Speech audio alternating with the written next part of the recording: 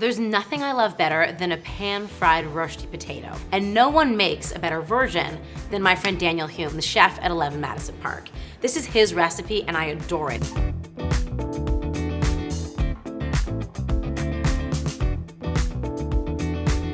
I start by shredding my potatoes. I'm using a spiralizer here because you get these long, beautiful strands. So all my potatoes are gonna go into a colander. Then I'm gonna bring them to the sink and rinse them to get some of that extra starch out of them. I'm just gonna pat them dry a little bit so that they're not soaking wet.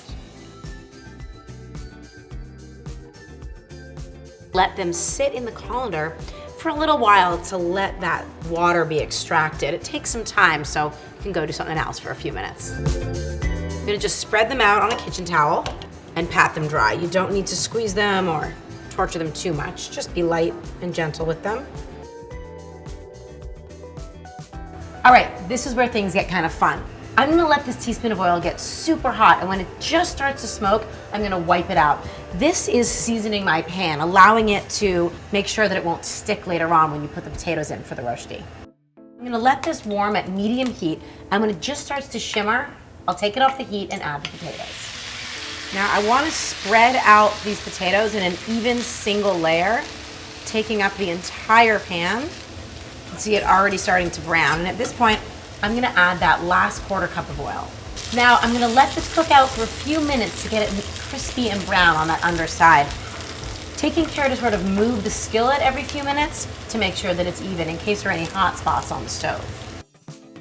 This is the fun part, the flip, but I'm gonna do a really simple version. I'm just going to slide it onto a plate. I'm gonna then take another identical plate, put it on top, flip it over.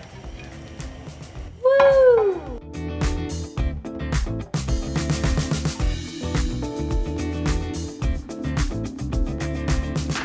Then I'm gonna slide the baking sheet into a 400-degree oven for 8 to 10 minutes, just till it's crispy and golden.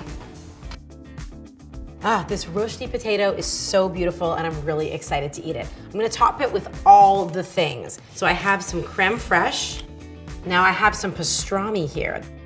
You don't want a sweet or bread and butter pickle here, if you know what's good for you. A little bit of whole grain mustard. Finally, some fresh herbs. I have chives, of course, chives and potatoes, and dill and potatoes, another great combination. I think that looks pretty darn nice, if I do say so myself.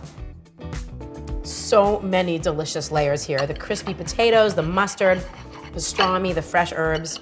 They just all go so well together.